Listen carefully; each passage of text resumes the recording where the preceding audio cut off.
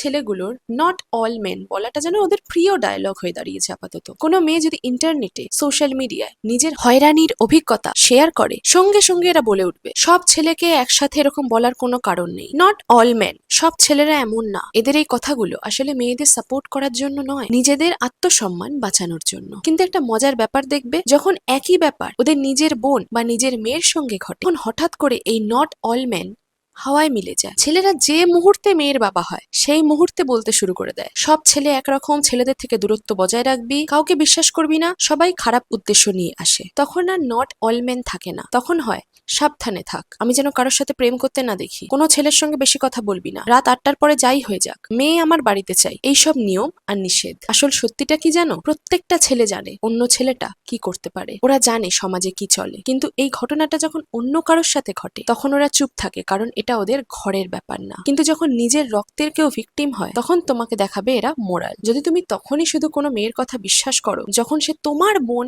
বা মেয়ে, তাহলে তুমি আসলে মেয়েদের বিশ্বাস করো না। যদি তুমি ছেলেদের অ্যাকাউন্টেবল করতে চাও শুধু তখন যখন সেটা তোমার পরিবারে ঘটেছে, তাহলে তুমিও সেই সমস্যার অংশ। এবং যদি তোমার নারীর প্রতি সম্মান শুধু তখনই আসে যখন সে তোমার রক্তের সম্পর্কের, তাহলে সেটা সম্মান না, সেটা মালিকানা। তাই আমি আমার ছোট্ট বোনেদের বলছি, এই ফেক ভদ্র ছেলে সাজা ছেলেটার ফাঁদে পড়ো না। ওরা বলবে আমি অন্যদের মতো না, কিন্তু নিজের বন্ধুরা অশালীন কথা বললে চুপ করে থাকবে। ওরা বলবে আমি নারীদের রেসপেক্ট করি, কিন্তু নিজের গার্লফ্রেন্ডের বাউন্ডারি অগ্রাহ্য করবে। ওরা বলবে মেয়েদের প্রোটেক্ট করা দরকার, কিন্তু সেটা শুধু তখন যখন মেয়েটা ওদের নিজের মানুষ। তুমি এমন কাউকে চাও না যে তোমাকে সম্মান করে কারণ তুমি কারোর বোনের মতো। তুমি এমন কাউকে চাও যে সব মেয়েকে সম্মান করে, বাধ্য হয়ে নয়, নিজের আদর্শ থেকে। তাই সাবধান থেকো, সচেতন থেকো, শুধু কথায় নয় কাজে প্রমাণ রাখে এমন মানুষকে চিনে নাও। একজন ছেলে কিভাবে সব মেয়েকে ট্রিট করে সেটা দেখে বিচার করো, শুধু তোমাকে নয়। সেটাই আসল পরীক্ষার জায়গা।